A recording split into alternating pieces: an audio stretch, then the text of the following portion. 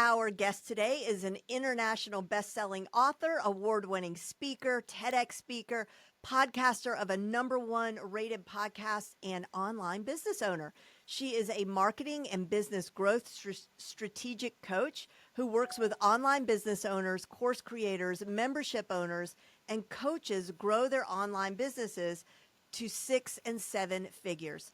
Welcome back to the show, my good friend, Teresa Heath-Wareing. Yay! Thank you for having me, Jen. It's so awesome to be Yeah, back. it's always good to hang out with you. And I always learn so much from you, whether I'm sitting next to you at a conference on the front row, as we have done so many Which we times love. together. We love doing that. Or Yep. we're just chatting on a Zoom call, or we're talking to each other through the DMs, or Yeah. you're gracious enough to bless me with your presence on my podcast. I always learn so much from you. And today we're going to be talking about launching because you are a launch expert. Gosh, and I've learned so much hmm about launching from you. But you know, people struggle with launches. Obviously, it's not hmm easy. Why are people failing at launching? So I think it'd be great to just, we're recording this in 2025, at the beginning of 2025. And I think one thing that we need to note is it's changed a lot. So you and I have been in this industry for some time Mm-hmm. and we're like OGs. And launching back in the day, like, I was having a conversation with someone I'm in a mastermind with, and she was like, when she used to do a challenge like 5 years ago, hundreds and hundreds of people would come up, like join. Mm-hmm. Hundreds of people would then buy her thing. And she is just not getting that anymore. And it's changed. Launching has changed. I interviewed a few weeks back Julie Solomon on the podcast, and she was saying that, you know, customers are more discerning, and rightly so. So they should be. Mm-hmm. I think we had a massive influx of people coming into the online space thinking it was a get rich quick, doing all these launches, selling all these things. And I think that made everybody go, hang on a minute. And that means for the people like us who are very genuine, who have excellent products, who really care, it's harder. It's much harder than it used to be. So I think that's the first thing. We're not on the same playing field. So if you've done a launch previously and it's not working, it doesn't necessarily mean that you're necessarily doing anything wrong. It's just a very different playing field that we're in now. But it does mean that we have to work extra hard on certain aspects, not even certain aspects of the whole of the launch, but there are certain things that we have to put more effort into that maybe previously you never had to. Like what? So the first thing is having that Mm. audience. We we go on about this all the time, and I know you'll talk about it as well. I talk about it constantly. It is a numbers game, and I don't want to make that sound like we don't care about the people, because I know you and I both care deeply about the people we work with. But everything we do from a launch point of view, there is like a set of numbers that are standard. It doesn't matter whether you are ginormous and have 400,000 people on your email list or whether you have 40 people on your email list. Those percentages tend to be the same. So there is a, a kind of a good and a bad, but they tend to be the same percentages. So it just makes perfect sense that the more people you have on your email list, the more people you have in your world, the more successful your launch is going to be. Because 10% of 10 and 10% of 100 are different. For me, though, the bit when it comes to the audience building is that people, again, it's harder than it used to be. And you can't just post on social media now and hope to build an audience. Now, I'm not saying don't. I'm not saying that isn't an option. And yes, some people will post on social media and build brilliant audiences, but they are few and far between. Building an audience now has to be way more strategic and way more effort than maybe you've ever done before. And I think that people aren't seeing that, and they're just thinking, I can post and I can have one lead magnet and that should do me. Absolutely. Now, are you talking are you saying that organic is gone and that we should just do paid or a combination of both? I mean, like, where are you with what do you? Yeah.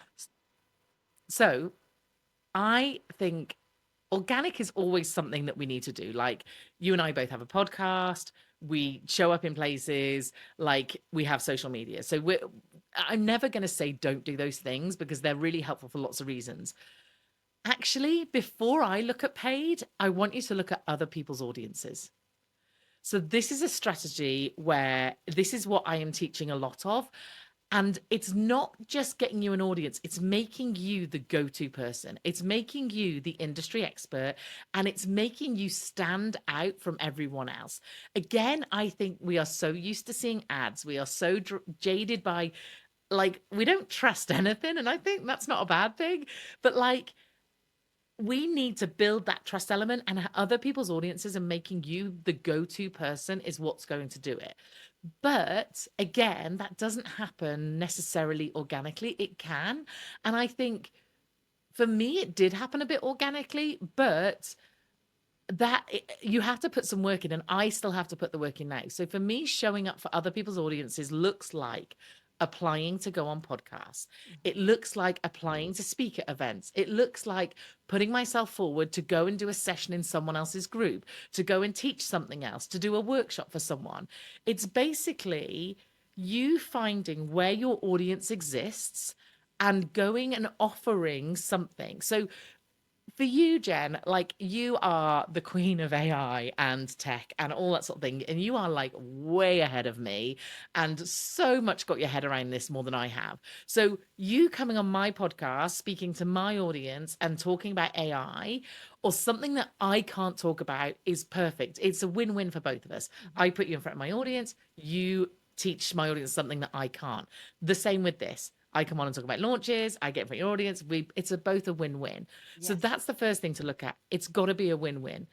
Secondly, personally, I am not too bothered about the size of the audience. I know people get really hung up on that. And do not get me wrong. If some of the big people in our industry said tomorrow, come on my podcast, I would bite their arm off, right? I would literally be like, yes, thank you very much. However, I just want to give you this one example. I pitched someone's podcast. It was pretty much a brand new podcast. Obviously, at this point, I have no idea how many downloads they're getting. They didn't have many reviews. But I pitched because it was a nice fit and this person seemed nice. And I went onto her podcast and just fell in love with her. She was amazing and we got on really well. It turned out that her podcast was probably not even at that point getting 50 downloads. Like, it was so small, but that wasn't the aim. My aim was like, just get in front of people, have conversations. That one person has bought me in almost 25 grand Wow. because, right, that one person, I went on her podcast, we got on really well. She had my dreams to work with you one day. About a year and a half later, she came on as a one-to-one client.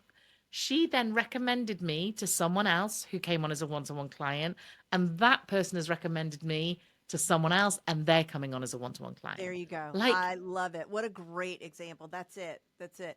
And the and other thing is, like, they're doing so much of the heavy lifting that takes years sometimes to build, in the sense that the totally, her audience trusts her.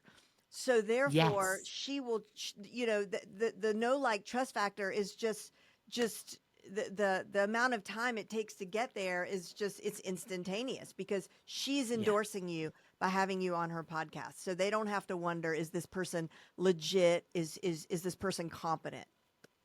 Yeah. And that's the other thing. And I think for me, in fact, Jen, this is so funny because you are the only person whose product I've affiliated from a course point of view. So I've Oh, affiliated like tech products and I have affiliated or been affiliate, I guess, for like summits and things like that. But you're the only person who did a launch and I sent emails to my list because of that reason, because I have taken ages to build my audience as you have, and I'll only put people in front of them that I love and trust and know they're amazing. And I think that's the thing. Like, and you need to have that, not you, but people need to have that respect. Like, if someone's pitching to come on your podcast or pitching to come on mine, that's why it has to be a win-win. Because I've had hmm, people pitch just to get in front of my audience, and I've been like, no, like, you're not giving me anything. I can tell you're just trying to take, but it needs to be strategic. So one thing I want to say about this is, as I've already said, it's a numbers game. This whole thing is a numbers game. The same with pitching. I want you, whoever's listening to this, I want you to start pitching people. Now, it is going to feel horrible. You're going to hate it. You're going to go, I'm not an expert. Why would they have me? Like, I will look at someone else's podcast, and I'm sure people do the same in ours, and they will look at like the fact that you had Gary Vaynerchuk. They'll go, she had Gary Vaynerchuk. She's never going to have me, right? Well, we need guests all the time. Like, it right, doesn't mean we're getting Gary Vaynerchuk's every week, you know? right. So I don't want you to get hung up with all of that. I do want you to work hard at what value you can add and being considerate to the people you're pitching to. I don't just want you to be like cold pitching. I do want you to do some homework. And I tell you the one thing, especially as a podcaster, that will get my attention more than anything is if you give me a review.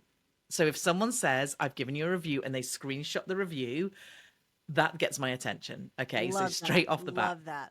But I want you to treat it like a numbers game. This isn't about how many podcasts or how many stages or how many things I can get on. This is about how many can you apply for. So I recently just did a challenge in my group with my world, my people. We call it Tease World. Because I have like one-to-one people and then group people and then main people. Like there's a lot of people. Anyway, so we did this challenge with all the different people in my world.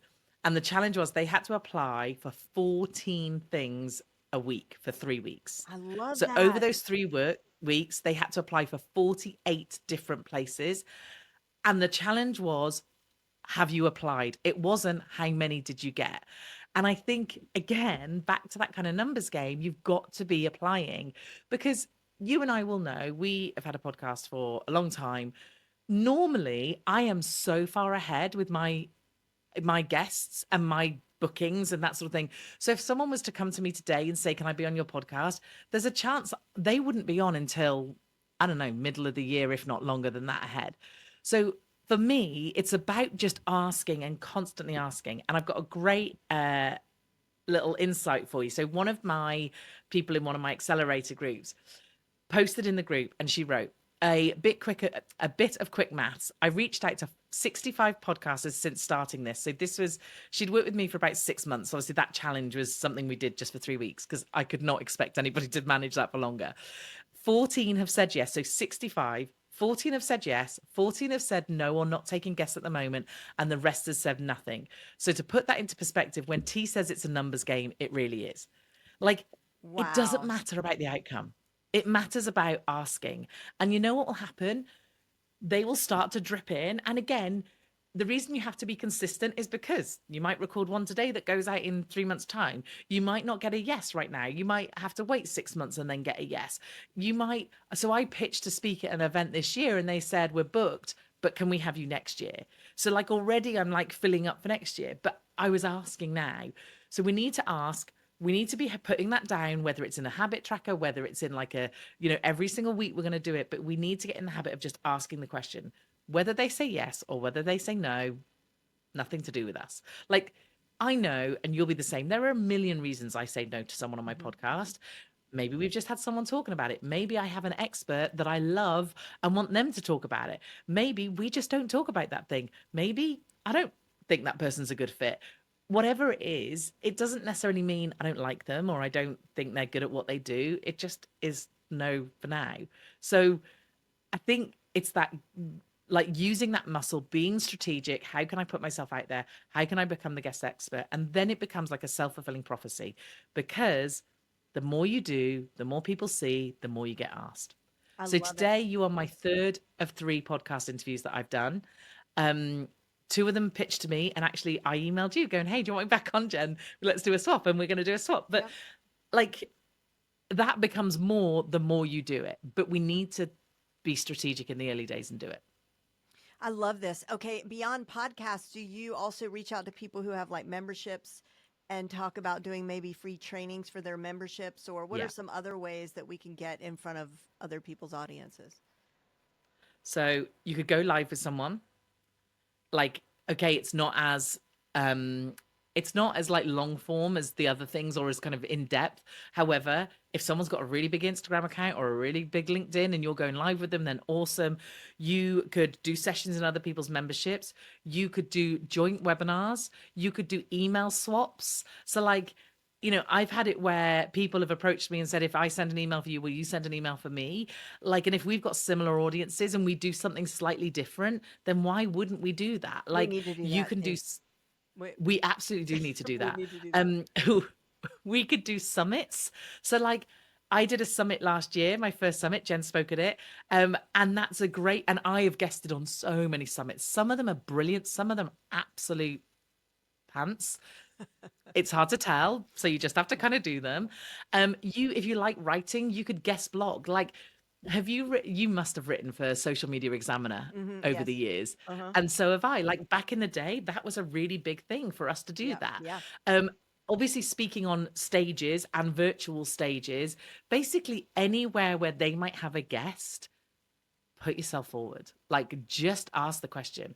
And if you've never done this before, like I started small and I tell this story all the time because it's so funny and ridiculous. But like when I started speaking, we have something in the UK called Biz Mums. And basically, it's mums in business who meet at like a soft play, like those horrible things that your kids go to where there's Yeah. loads of balls and it Yeah. stinks and it's probably not Petri clean, dish. Yeah. like literally horrible. Yeah. And I would go to one of them with my laptop and three mums and I would present my talk to them. Like that's how I started. This is why I love you But so much. I love that. but you have like I had to do that. Like and I Yes. feel like everybody wants the big stages. Everybody wants to be like, this person or that person, but actually that's where I started. And then once you do that, you do the next thing and you build up to that and build up to that. So again, I want you to be brave when you're pitching and things, but don't go and pitch for something massive that if you were to like, if you've never been interviewed on a podcast before, don't go and pitch for a massive podcast because if you are terrible, you're going to fall flat on your face big. Like, if you're not good to start with, which you might not be, you might have to like get used to how it works, then Hmm. go do that on a smaller podcast that people aren't paying attention to as much. Love But that. ask the question. Ask the question. Love that. All right. So, this is this is a great reminder for me as well. I mean, I have been a little lazy. I've been doing a lot of my list building with Facebook ads. This was I needed to hear this. I needed to be reminded. All right. So we've talked about list building. What Mhm. about where are the other like missteps that you see in launching? Like, Okay, is it with the so I think pre-launch? I'm going to talk about the pre-launch thing because it's fairly I'm going to say it's new. It's not really new, but it's like now we have to do it more strategically because of how tricky the launching can be. So, normally with a launch window is you have a launch experience. So, a launch experience is a boot camp, is a challenge, is an open house, is a webinar. So, that has a date, obviously. So, let's go with a webinar because it's easy and it's one date. So, let's say you're doing a webinar. 2 weeks before is normally your launch window. So, in those 2 weeks prior to the webinar date, you are only talking about the webinar. Everything you do, webinar, webinar, webinar. You don't even mention you've got a product. You don't even talk about the product. You are literally like a broken record going, come to my webinar. And normally that's like a 2 week window. But what we need to do and what is becoming really useful is pre launch content before that window. And the way I want you to think about that is okay, there was Amy did this really, really well. And I'm going to use her as an Amy example because she Porterfield, folks, in case. yeah, yeah. So she did this really, really well. So she obviously has a course called Digital Course Academy, and that teaches people how to do a course, right? She was doing a boot camp actually, and then into a masterclass. I mean, it was literally like a masterclass in how to launch. It was massive, but you have to remember she has a massive team and she's done this a long time. So let's not get hung up on that. But so she was doing this thing on a boot camp on coming up with your course idea and like basically validating that you have a course, right? So perfect. She's selling a product on how to do the whole course and sell it and all that. So her boot camp was let me help you come up with a course idea and know that it's going to be good, right? However, her pre launch content was around the fact of what if they had never even considered a course was possible for them? Like, what is the objection to even that very first step? So, let's say I'm doing a webinar on launching, which I am doing a webinar soon on launching, and it's about, why your launches flop and how to fix them. So, what would my customer need to know or understand, or what objection might they have to even get them to consider coming to that webinar? So, one of the objections might be that launches don't work anymore. So they might go, well, I don't even need to come to that because I know launches don't work. So what's the point? Or another thought that they might have is, I have a list that's too small, there's no even point me launching. Or launches, I don't need to do a launch, I can just send emails. So what are the objections? What are the things that they might think in order to that would stop them even considering getting into that launch experience? So with Amy, one of the things that she did was talking about, she did a podcast about, how do I even know, I could never make a course, I have no knowledge of to do a course. So she was answering the objection of someone going, well, that's a great idea, but that's never going to happen to me because I don't know how, I've got nothing to talk about on a course. So if someone thought, well, I could never do a course, they're never signing up to a boot camp that's about how to come up with your course idea, are they? Mm. So she was creating content weeks, and I mean weeks, so probably 4 6 weeks before promoting the launch experience. So again, she wasn't saying anything about the launch. Again, I wouldn't say anything about the launch. So another really good example is, I did a masterclass. It was actually a paid masterclass, but I was doing it around how to do a webinar. So there's a real science when you're on a webinar, how to do it effectively and how to sell and all that. And I was doing this masterclass. So before I started selling that masterclass, I did content around, are webinars dead? Why webinars work? What, like, the science behind webinars, the fact that webinars aren't just free training. So I was basically, all the objections that they might have prior to even considering it, I was trying to get ahead of it. Another example, I'm just going to give you some different examples for people who might be listening. So one of them, I have a lady who has a membership about perimenopause and menopause, right?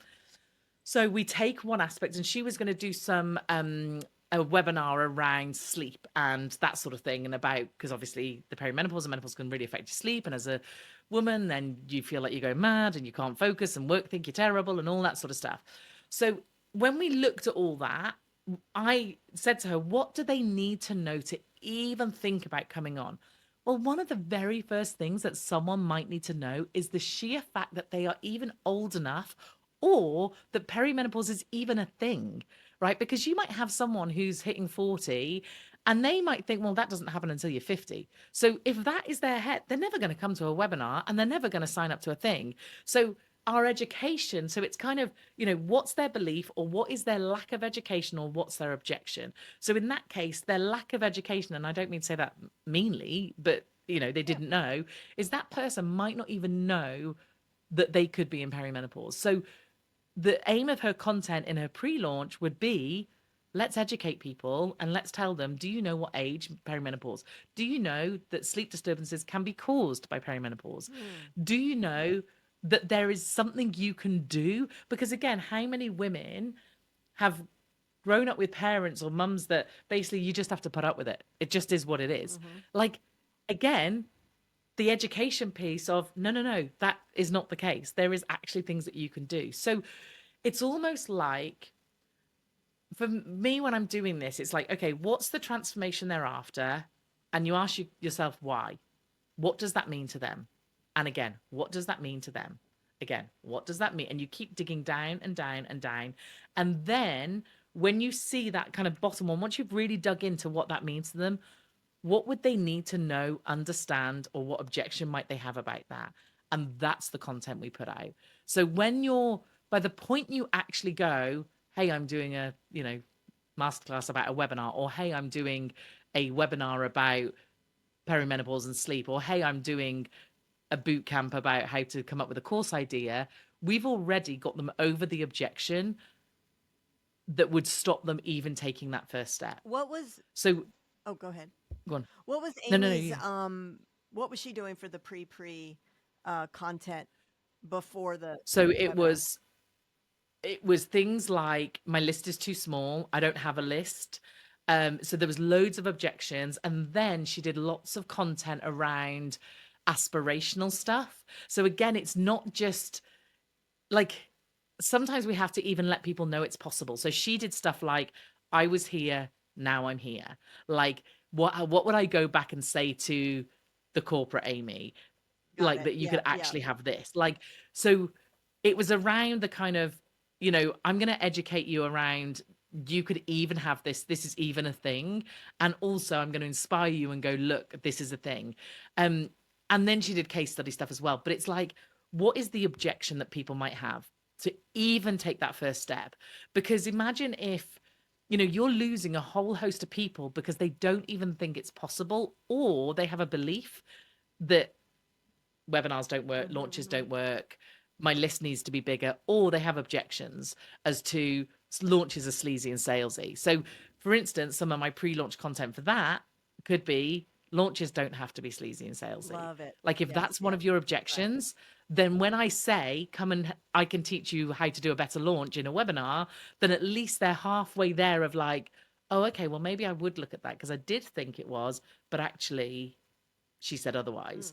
Mm. Um, and she and Amy in her example, and some of the stuff that I did was it was podcast episodes. So you have to get, and again, this is a pain in the backside, but if we want to be in this space, this is the stuff we've got to do. You really now need to think about that launch window of, okay, so if I'm going to, if you've got a program that's starting on a certain date, okay, well, how long am I going to want, and you have to work back, how long am I going to want my window open for sales? Okay, let's say it's 5 days. Okay, so that's the day I need to do my webinar. So 2 weeks before that, I need to be promoting the webinar at least. And then 6 weeks before that, in a really ideal world, 4 would be fine. I'm going to need to do pre-launch content. And the pre-launch content doesn't have to be, whereas when you're in that promotion window, that is all you are doing. Your pre-launch content doesn't have to be that aggressive. It just needs to be there, running through it all the way up Mm-hmm. until the Mm-hmm. point where you start then promoting. So really you're looking at like, so 4, 5, 6, 7, almost 7, 8 weeks. So you're looking at almost 2 months running up to a launch. Like, and I know that sounds a lot. And some people aren't going to want to go to that effort all the time. And they're going to, they might want to do smaller launches and things. But when I see someone doing a launch of a signature program or a signature offer or something like that, it's like, that's the kind of thought that's going into it. And when we see, and I think and this can bring me on to my last point of like the numbers, but when we see other people doing these humongous launches and we think, how the hell do they do them? Like, how have they just sold 2,000 of something like at $2,000? That's the work they're going to. That's the effort. And I'm not saying, you've got to find what works for you and in, how you can manage things. But even if you can do a bit of that running into it, then that is going to start getting people ready. It's almost like subliminally getting them ready for what's coming. I already know the soundbite, or one of the sound bites from this podcast is when you said, look, if we're going to be in this kind of business, this is the work that we have to do. This is what you have to do. I mean, Love it. period. Like that's Yeah. it. So, Yeah. you're exactly right. So, I It's mean, not it's not what it was. Back in COVID days, we could whap something online and people would buy it. Like, and don't we miss that yes, sometimes? But yes, in another way, I'm really glad that people are more discerning. I'm really glad that people yes. are going, actually, I'm not just going to spend money here, there, and everywhere. So, and therefore, the ones who really care, we are going to put the effort in because this is our world. We love this stuff. That's right. That's right. So, all right. So we've covered list building. Yep. We've built the list. We've Mm-hmm. gotten in front of other people's audiences. We've Yep. positioned our launch well with a lot of seeding activity and addressing objectives well in advance in the Mm-hmm. pre-launch phase, pre-launch really. What's left? So this is like a reality check, this bit. And this is the bit I flipping geek over Yes, you because I do. love this stuff, right?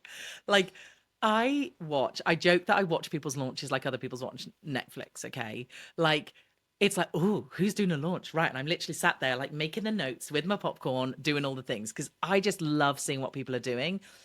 And one of the things I do is I collect data, right? Sound like such a weirdo. I mean, I do have a I life. love it. But but basically, because I help people launch, I consult for people, I have people in my membership, I have people who work on an accelerator with me. I see launch numbers all the time. So I track them. So basically, I find out people's list size, their launches, how numbers, how many people turned up, how many people paid, how many people bought the thing, and I have percentages that are pretty average, and obviously I've done research other places. So I want to go through some percentages with you. I've actually got a presentation in front of me because I need to remind myself. Okay, so launch, so your list. So we start with your email list. Now, Yes, you can run ads. Yes, you can do cold stuff, but that is going to have an effect. So it's really hard to say what effect that will have. So I'm just going to talk as if we're talking from your list. So your list, when you email your list and say, I am doing a launch experience, and by launch experience, I mean bootcamp, challenge, webinar, whatever, roughly between 15 and 30% of your list will get on your launch list. Okay. So your launch list being they've signed up to say, yes, I want to do this thing. So 15 to 30%. Then from your launch list, we want people to take part in the experience. That's why we do an experience. You will get roughly between 20 and 40% of them taking part. So if it's a webinar, however many people have signed up to your launch list, roughly 20 to 40% of them can actually turn up to your webinar. Then when it comes to selling, we kind of skip the engagement bit because it's a bit harder to know. It's slightly nuanced, but basically from your launch list, roughly anywhere between 1 and 8%, 8 being good, will buy from your launch list. Okay. So I've got an example and I want to show you. So often people go, I need a massive list. Well, yeah, having a bigger list will help. They go, mine hasn't been successful, but I want to show you the difference between a lower percentage and a higher percentage. And this is the stuff I geek out on, because what I want people to do is say, this is my launch. And then I go, let's tweak that, run again. And let's see how we can improve these numbers, because you will see the wild difference between a launch on the lower end of the percent and a launch on the higher end of percent. So let's say your list size is 1,000, easy round number, because maths not really my strong point. Let's say 15%, so that's the lower end. 15% of your email list sign up to your webinar. I'm going to keep saying webinar, but you know what I'm saying, transfer that out for bootcamp or whatever. So let's say 15%, so that's the lower end of your list. Again, some of the things that might affect that and change that is how used is that list? How warm is that list? Have you ever offered a webinar before? Like if you haven't and it's a small list, you're likely to get a higher percent. But let's stick with this. So 15%. So that means on your launch list is 150 people. Then let's say you get a 20% engagement in your actual experience. Again, we're going on the lower rate. That means you could expect roughly 30 people to come to your webinar. So immediately, hopefully people are going, oh, wow, like that's not a lot of people. Well, if you had 30 people in your house, it's quite a lot. But Right. when you look at someone else's webinar, that looks like not a lot of people, but take it. I'll take 30 people. Then let's say that 2% of your audience, of your launch list buy. I do try to do 1%, but it just looks ridiculous. So let's say you're selling something for $997. So if 2% of that launch list buy, you've sold 2, and that's given you $1,994 in revenue for that launch. Okay. Now let's tweak the numbers. So list size 1,000. I've not changed that. I'm going to keep it the same. But this time, let's say we've done a really good job convincing them why they want to come to this webinar, and 30% of your list sign up to your launch list. So you've got 300 people on your launch list. Okay. Then let's say, because we've done a really good job at making them turn up live, 40% of your launch list turn up live. Suddenly now you've got 120 people coming to your webinar. We haven't changed your original number. We've just gone with the two ends of the spectrum of your where you could be. So that's 120 people who turn up live to your webinar. Then let's say 8% buy. Now, this is not impossible. It's high, but it's not impossible. That suddenly means you have 24 sales, and based on a product of 997, you've just brought in 23,928. Amazing and so realistic. Like those aren't Like, crazy. Like you didn't pull out some sort of like impossible scenario. That's like nope. absolutely doable. And I love Yep. that. Like, but look how wildly different it is. Yeah. You Yeah. go from doing a launch of like not even making 2,000 to making 23,000, nearly 24,000. But the thing is, right? Like, what happens is when people start launching, they don't know those numbers, right? And they don't know what's realistic. They just watch, and we've all been there. We've seen a webinar where there's all these screens, and like we can one day, Jen, one day. But like, we've seen that. And then we've seen like all the people going, I'm buying, I'm buying, I'm buying, I'm buying. And you're like, oh my God, this is amazing. And then you do your launch and you're like, why the hell didn't no one buy? Like, or why have I got 3 people? Or why have I got 5 people? And then what happens is you go, that doesn't work. I'm not Mm-hmm. doing that again. Mm-hmm. So then you reinvent the wheel and you do something different. Whereas what I want you to do is I want you to take action. That's the first thing. Because like, and I've used the list size here of 1,000. I'm actually in preparation for my upcoming webinar. I am getting some testimonials and things and just recapping on some. And I had someone make 10 grand of a list of under 200 people. Amazing. Like, now, do I do that every day? No, but it's possible. So it's not even about you need to get to 1,000. I just did that as a nice round number. But the thing is, like, what we need to do is then tweak. Okay, so let's say, how many emails did you send to get people on your launch list? So you're doing a webinar, how many emails did you send? So someone might say to me, oh, I sent 3. Okay, I'm writing them at the moment. I've written about 9 so far, and I think I've got another 4 or 5 to go. Like, so, okay, last time you sent 3 and you got this percentage, let's say we send 6. Let's see what happens. And that might improve the percentage. Okay, now getting people to actually turn up to the webinar, because that is proven that it will make them more engaged and more likely to purchase. So how many emails did you send to get them to turn up? Oh, just 2. Okay, let's tweak that and send some more. And let's make a workbook, because that's proven to get people to turn up more. And let's give them a bonus for showing up live. What does that do to our percentage? Okay, then when we're actually selling, what did the sales page look like? How many sales emails did you do? Like, this is so, and there are so many other nuances, like, was it a cold audience? Did we do ads? Have you ever sold this product before? How much was the product? So, for instance, the lady who sold and made 10 grand, she sold a really high ticket product. So I think she got about 3 or 4 people, but it was a high ticket product. Whereas if that same person sold something for $20, I don't know what she would have sold.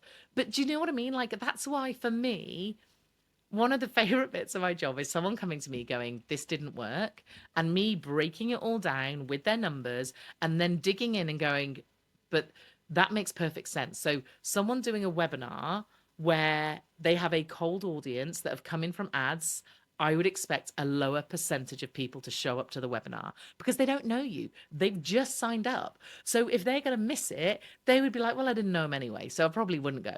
Like, so again, there's so many nuances within this. So even though I wanted to give you a very realistic look, and I think we need to be realistic, I think that's really important because so many people just go, this stuff doesn't work. Or even worse, they think something's wrong with them because they're not getting the big numbers and they're not bringing in the stuff. I wanted to be realistic, but I also want to say there are lots of nuances that can make a difference to this. And this isn't a pitch for me, but like that's where working with someone who understands this can go, well, that makes perfect sense. And then you won't believe the amount of conversations that I have, especially in some of our chats where in our community, where they're like, this is what happened. I feel awful. And then I come in and go, that's that percent, that's that percent. You had a new audience or a cold audience, or you haven't list built since the last time you did this. That makes perfect sense. And then they go, oh, okay, thanks. I love it. I love it. And well, do you work with people individually with their launches? I do. So I actually last year I actually did some consulting for a big personal brand and mapped out their launch and mapped out they hated webinars. They did not want to do a webinar. And they did a webinar and they had never done one before and they didn't want to do it and they weren't convinced. And it was actually a launch list of about 5,000. So I say they're big, they're really well known. They don't have a massive, it wasn't launch list 5,000, it was their list of 5,000. Got it. And they ended up making about 26,000. Nice. So like from one webinar that they didn't even want to do. And actually they didn't have to do anything else other than rock up to the webinar. So I've been doing some consulting, which was really good. And we then turned it into Evergreen, which is now bringing them more money in, which is awesome. Nice. And then I do one-to-one work. So rather than consulting, it's more of a, you go away and do this and this and this, and here's the strategy. But yeah, I do some one-to-one work. And this webinar that you have coming up, can people register for it on your website yet or not yet? When's this episode going out? Soon.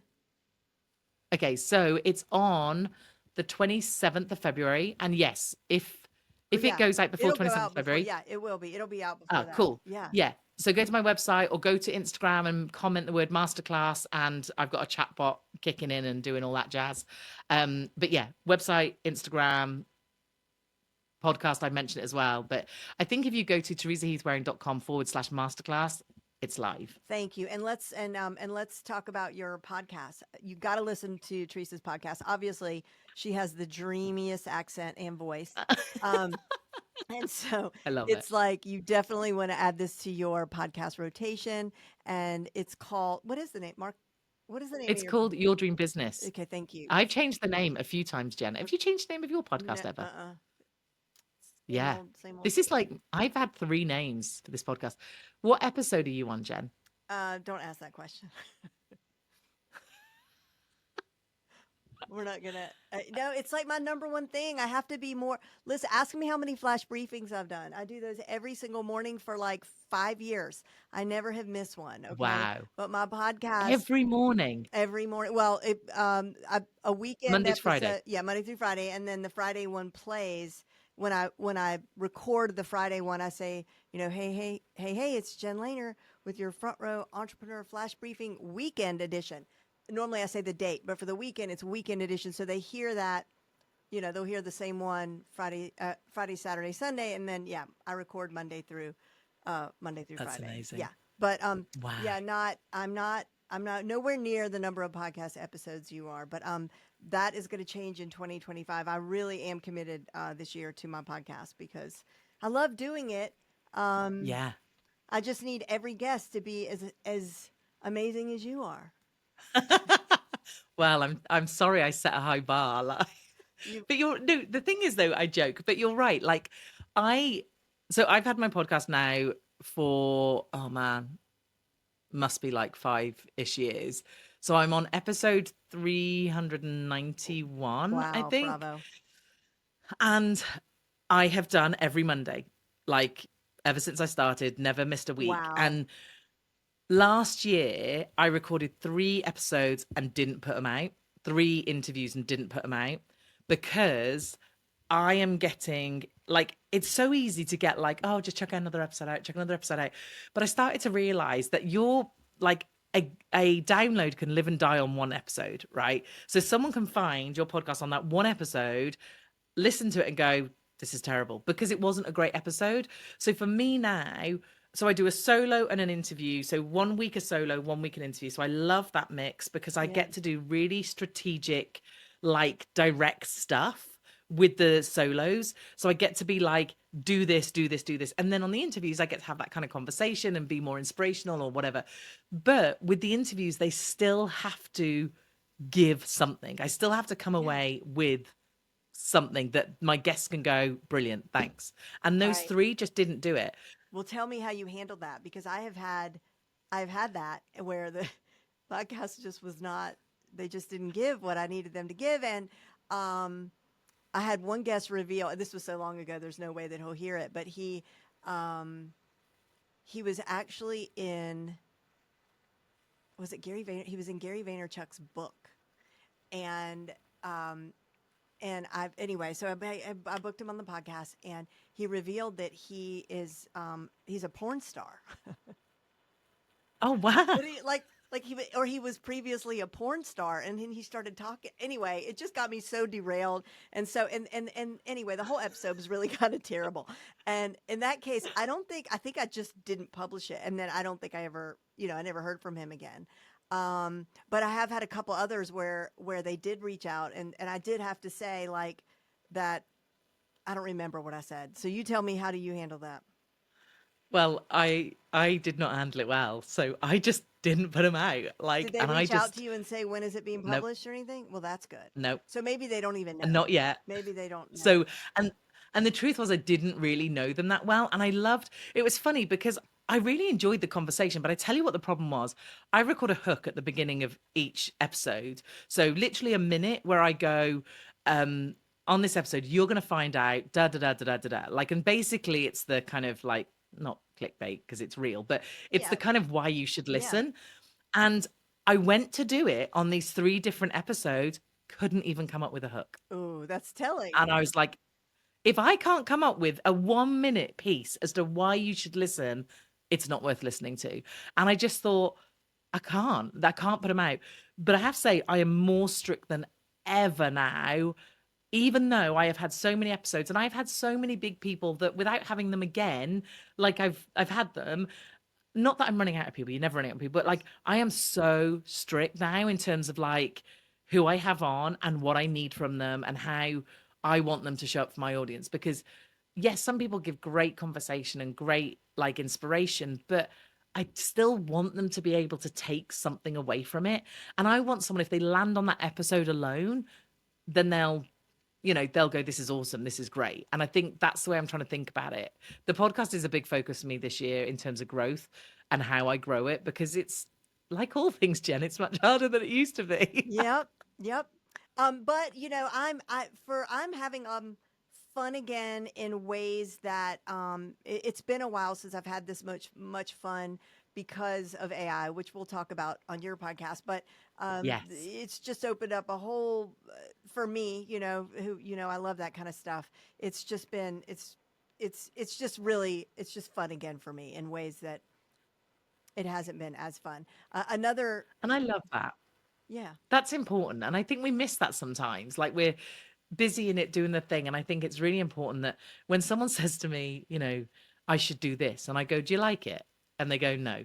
And I'm like, why? Then why do you need to do it? Like, do something you like. So I love that. I think we should find the fun. Except you still have to launch, even if you don't like it. Oh, you do You got still to have learn to to launch. like Yeah. it, right? But there is like the different launch strategies. There is a launch strategy that fits with you that you like. That's And right. the other thing is like you don't have to do all the thing, but you have to know you're not going to get the results that you want. So, I have people who literally go, I'm sending a couple of emails, I'll rock up on a thing, I'll do this, and their numbers are low. And that's all right. Like if that's what you want to do, crack on. That's great. But just don't expect the big launch numbers if you're not going to put in the big launch effort. And if you're okay with that, then awesome. Do that all day long. Yeah. And I want to, say that even within launching, if you think you don't like launching, there are things that you will be able to figure out something that is fun for you, right? Like maybe Yeah. you don't like doing webinars, but you love doing. I've seen great email challenges that people have Yeah. put together, and it's just and when done well, even those can work. Um, Yeah. so Totally. Exactly. Just find the thing that you like. And like I made these other people, I was like, it's 1 hour. Just get on the webinar, smile. I was like, they're like performing monkeys. Like literally just do the thing. And then look, oh, you had loads of money. Brilliant. Like, surely right, that's worth an hour of your time, right? absolutely. And webinars are not dead, folks. Webinars are not No. dead. No, no, no, no, no. Definitely not. All right. Well, what else should we do? Any other launch wisdom you want to share with us before we wrap up? Okay, I'm going to give you one more thing, which, like, I feel like I literally just did this on another episode. I didn't tell them the same thing, but it was like I literally gave them this little thing at the end where I like dropped it and they're like, oh no, I need to know more about that now. One of the things that's working really well, and this actually for you, Jen, could work really well, Okay. because I know you do stuff through ads. There is a number of people who this is working really successful where they're doing ads to a paid product where you go deep. So, you know how on a webinar we go broad. So, I'm going to talk about, 3 things that are a problem, and I'm going to go broad about how to fix these various things. And I'm going to give like examples of how to fix it, but it's broad. Paid webinars, paid workshops, and smaller paid products where you go deep on one thing. So, not a few weeks, last year, the end of last year in December, we're recording this in February. I did a paid workshop on how to do a webinar. So basically, get on and learn from the minute you turn the camera on to the minute you turn the camera off, what to say it, how to sell, how your slide should look. Even things like I gave them swipe files of how to get people to turn up live. I gave them a workbook template. But basically, I went really deep on that one thing, but they had to pay for it. So it was a 47 or 49 pound thing. I actually did the workshop over a couple of sessions, even though I have done it before where I've just done a 3-hour workshop. But I decided this time I was going to do like an hour over a couple of days. I wasn't actually going to launch at the end of that. The whole idea was I was going to launch, but life got in the way. I didn't get my course done sorted, hadn't got a sales page, hadn't even started the course, nothing. But I thought to myself, do you know what? I'm just going to offer it. So I did a really simple offer.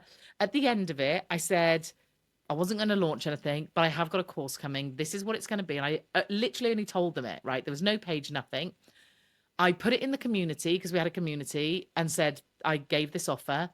I then said to them, I'm going to send you 3 emails. That's it. And I think I had the cart open for like 5 days. I said, I'm not even going to do launch emails. I haven't written them yet. I'm going to send you 3 emails to remind you. That's it. I converted that at 25%. Wow.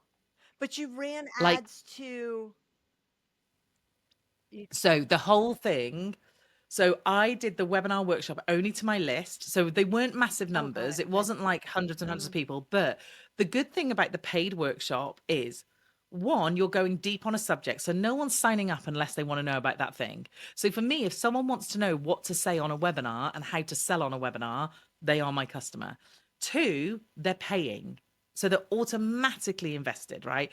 So I will have people, you will have people who rock up to our free stuff. And I love those people. And thank you so much for doing it.